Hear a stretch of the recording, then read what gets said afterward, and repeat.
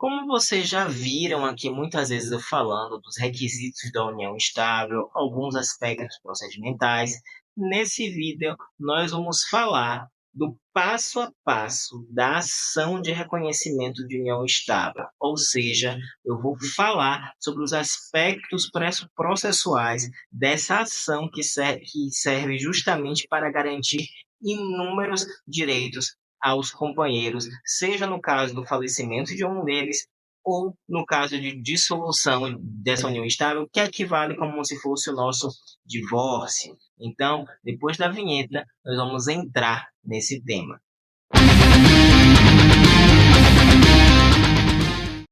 Se você é novo aqui no canal, eu peço a sua colaboração, a sua inscrição, o seu like, comente, compartilhe, porque é muito importante, porque auxilia a gente a saber que tipo de conteúdo vocês estão gostando e justamente incentiva a gente a produzir mais conteúdos nesse sentido, a difundir mais o conhecimento jurídico, não apenas para você, estudante de direito, que está me assistindo, ou advogado, ou até mesmo você que tenha dúvida no tema, que esteja passando por essa situação, então vai ajudar bastante. Mas sem enrolação, porque vocês sabem que eu gosto de ser o mais objetivo possível, vamos a destrinchar o passo a passo do processo de ação de reconhecimento de união estável.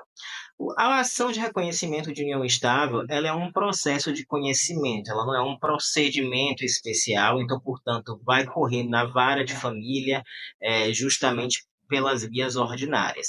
E o primeiro passo, sem dúvida, é claro, é formular a petição inicial com fundamentação no artigo 1723.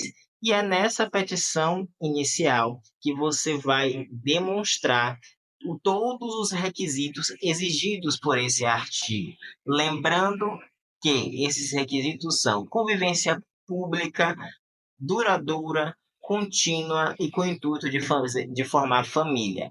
É claro que, conforme já estabelecido na sua jurisprudência, não é necessário a coabitação, ou seja, que os companheiros morem debaixo do mesmo teto para que haja a comprovação da união estável e tampouco a necessidade de ter filhos. É óbvio que quando tem essas duas circunstâncias, isso corrobora muito para uma apreciação favorável do pedido de reconhecimento, mas não são requisitos mais imprescindíveis para que a união estável seja reconhecida.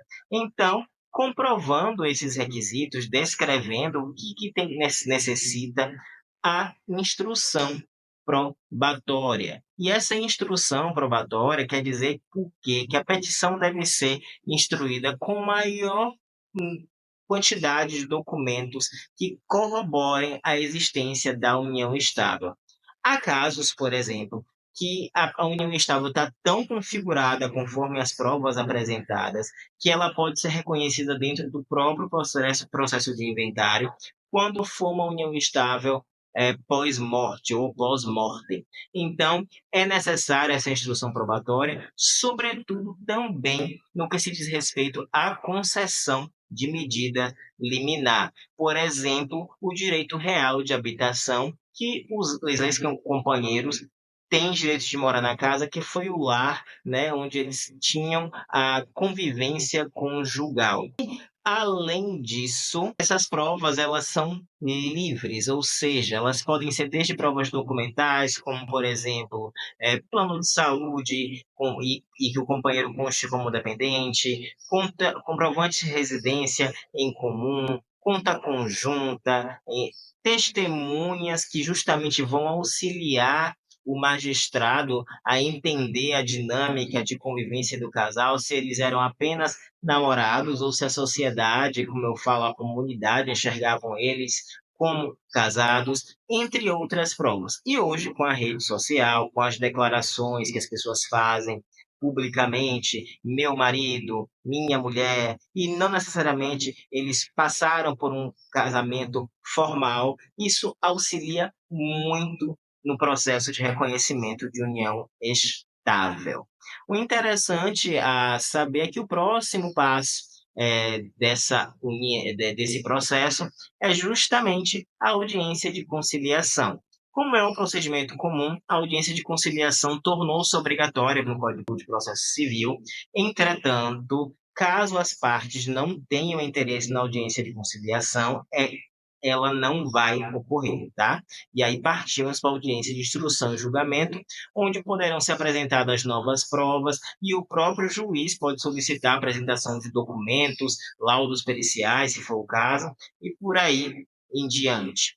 Outro ponto importante é que, quando a gente fala quem figurará o polo passivo da ação de união estável, a doutrina, parte dela, encara que não existe réu na ação de união estável, e sim interessados. E que interessados são esses? Os herdeiros, por exemplo, filhos que não queiram dividir a herança com a madrasta, o que é muito comum, ou o padrasto, mas na maioria dos casos são mulheres que buscam o reconhecimento dessa união estável. Isso é uma questão estatística, tá? Ou até mesmo a situação da separação de fato, ou seja, o companheiro que está ali buscando o reconhecimento de união estável convivia com uma pessoa que era separada de fato, não era divorciada. Então, talvez porque essa pessoa não passou pelo processo de divórcio e tem a certidão de casamento, ela tem uma prova de fé pública. Então, se ela apresentar essa prova em qualquer órgão que vai beneficiá-la, provavelmente ela vai conseguir alguns direitos. Até porque, pelo fato da união estável ser uma união informal, embora protegida por nossa Constituição Federal e pelo Código Civil, ela não tem controle, digamos assim, que o Estado não tenha controle de quantas uniões estáveis existam no país, porque é um processo informal, ela é mais um procedimento fático. É claro que existem aquelas uniões estáveis que são raras, que são declaradas em cartório, por escritura pública, o que é muito importante porque evita, por exemplo, toda essa dilação probatória. E na audiência de instrução e julgamento, gente, aí vai justamente tentar fazer com que o magistrado entenda de que os companheiros viviam em posse de estado de casado. E o que significa isso? Se comportavam como um casal perante a sociedade e se identificavam como casados, mesmo sem ter o procedimento formal. E esse é o grande elemento subjetivo da união estável. Eu quero fazer um paralelo aqui que vocês visualizem o mapa mental que eu fiz aqui no quadro, para vocês entenderem esse passo a passo, tá bom?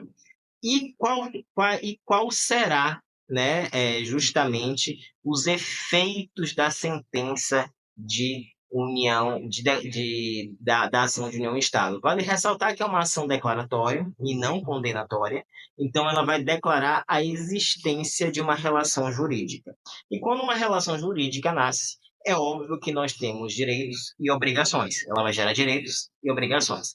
Dentro desses direitos, nós temos o direito patrimonial ou o efeito patrimonial no que se diz respeito à partilha de bens e até mesmo ao direito de herança, fins previdenciários ou fins administrativos, justamente no caso quando o companheiro vai solicitar para receber, por exemplo, o seguro DPVAT. Interessante que a sentença deve ser registrada em cartório para dar publicidade a terceiros do ato. E uma observação. A ação de união estável, ela pode paralisar um processo de inventário? Sim. A maioria dos julgados que nós vemos por aí, Brasil afora, inclusive dentro do STJ, diz que, com base no artigo 315, né, do Código de Processo Civil, o processo de inventário ele pode ser paralisado quando existe uma demanda que pode interferir diretamente na partilha dos bens. E como a união estável gera direitos sucessórios ao companheiro, é necessário que na própria petição de união estável que se peça liminarmente a suspensão do processo de inventário até que esse processo de reconhecimento seja transitado em julgado. Quando acontecer isso, retoma-se o processo de inventário, faz-se os cálculos da partilha de bens e segue-se normalmente o processo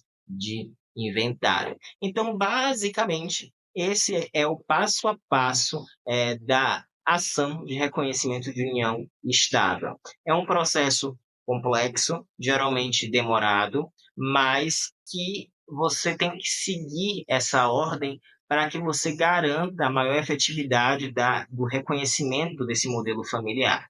Então, apesar de ser informal, é sempre preferível que você tenha um reconhecimento antes extrajudicial, por meio de uma escritura pública, porque poupa todo esse processo e facilita muito o acesso imediato, quer dizer, quase imediato, né, dos direitos do companheiro sobrevivente.